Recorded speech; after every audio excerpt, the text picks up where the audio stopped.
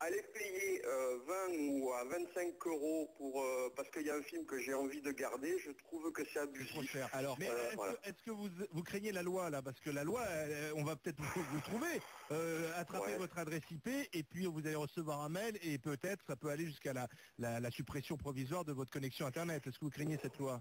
Ben, je m'y suis pas j'ai beaucoup plus que ça. J'imagine que n'étant pas un téléchargeur non plus absolument compulsif, enfin c'est quand même de l'ordre de 7 à 8 films par mois, mais ceci dit avec les connexions aujourd'hui, en 4 heures de temps je peux avoir 3 films qui ont été téléchargés quoi. Donc au point de vue de la surveillance etc, on peut jouer sur la loi du nombre. Maintenant si je reçois un mail je ferai attention peut-être.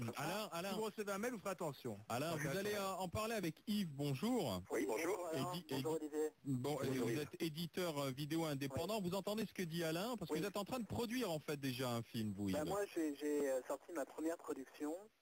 J'ai mis des années à pouvoir monter le financement et j'ai investi toute ma fortune personnelle pour le faire.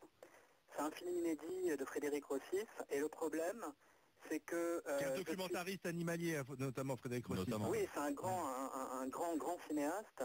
Mais le problème c'est que je suis déjà sur pas mal de plateformes téléchargé de façon illégale. Ah bon? Et oui, et alors... Comment le film est arrivé sur une plateforme alors écoutez, le film, c'est un film inédit de Rossif, dont Vangelis a fait la musique. Oui. Il est invisible depuis plus de 35 ans. D'accord. Et donc, des fans de Vangelis, il y en a dans le monde entier. Oui. Et donc, il y a des plateformes, des gens de Taïwan, Hong Kong, Chine, même en Arabie Saoudite.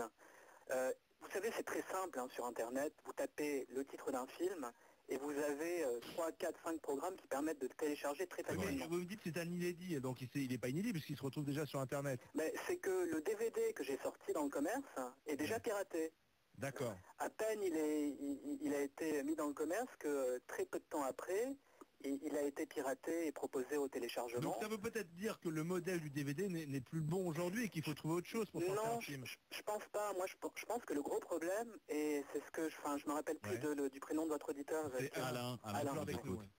Voilà, le problème, je crois que c'est un comportement. Je pense qu'on est passé de la cinéphilie à la cinéphagie, en fait. Ouais. Moi, j'ai enseigné dans une école de cinéma pendant plus de 2 ans et demi. Je me suis rendu compte que les cinéphiles à l'ancienne, en gros, les gens qui vont voir les films en salle, parmi mes étudiants, j'en avais très peu.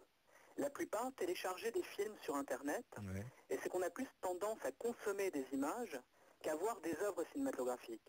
En faisant un choix, en prenant le temps de le faire. Et pourtant, Yves, vous savez qu'Alain, il a 50 ans pourtant. Donc il est d'une génération qui consomme du cinéma, mais en tant que cinéphile. Alain, qu'est-ce que vous dites à Yves?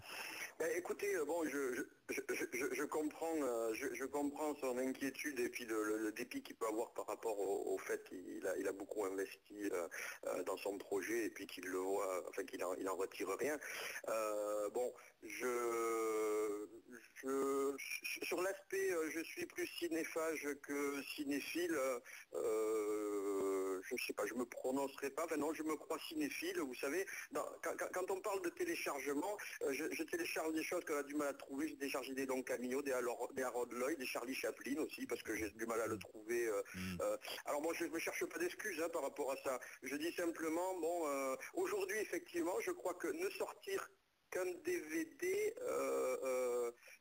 je crois que je ne sais plus si c'est Olivier ou Alain qui le disait là à l'instant, est-ce que c'est le bon format, est-ce que c'est le bon système, je ne sais pas. Je ne cherche pas à me dédouaner de quoi que ce soit.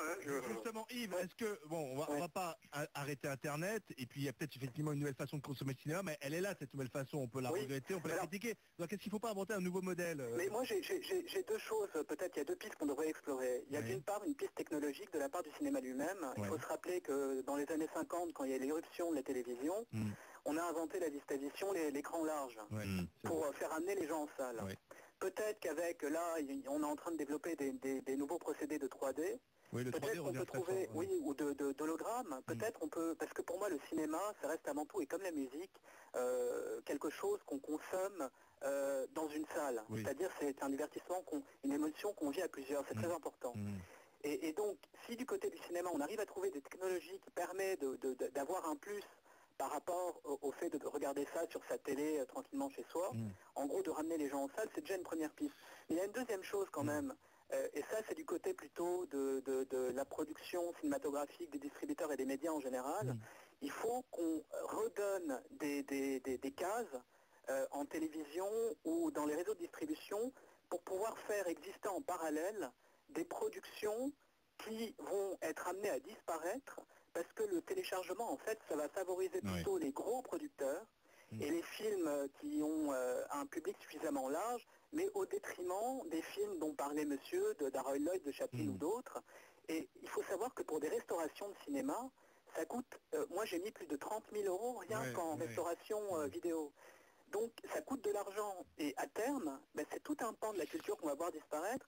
Et je dis encore une petite chose, il s'est passé la même chose pour la radio libre quand on a légalisé les ondes, ce qui était génial. On pouvait faire une culture musicale parce qu'on pouvait aller sur la bande FM et choper des musiques totalement différentes. Et moi c'est comme ça que j'ai construit ma culture musicale. On est passé à une standardisation aujourd'hui. Ce qui est paradoxal, c'est qu'on a beaucoup plus d'offres, mais on n'arrive plus à pouvoir fédérer des gens. Donc vous avez peur en fait qu'avec ce nouveau système, finalement, il n'y a qu'un type de cinéma qui s'en sorte et qu'on n'ait plus le choix, comme aujourd'hui, de voir effectivement Frédéric Rossi. C'était le plaidoyer pour la création et que vive la création. Merci Yves d'avoir été avec nous. Merci. Je peux simplement donner le titre. Allez-y. C'est Georges Mathieu ou La Fureur d'être. De Rossi, c'est musique de Vangelis. Et c'est donc disponible en DVD. Zoroastre. Et il est distribué par Arcades, on le trouve normalement en Fnac et dans tous les réseaux sur les Amazon et compagnie. Merci Yves. C'est moi qui vous remercie. Merci d'avoir été avec nous. Au revoir, à bientôt sur RMC. RMC, Alain Marchal, Olivier Truchot et les grandes gueules.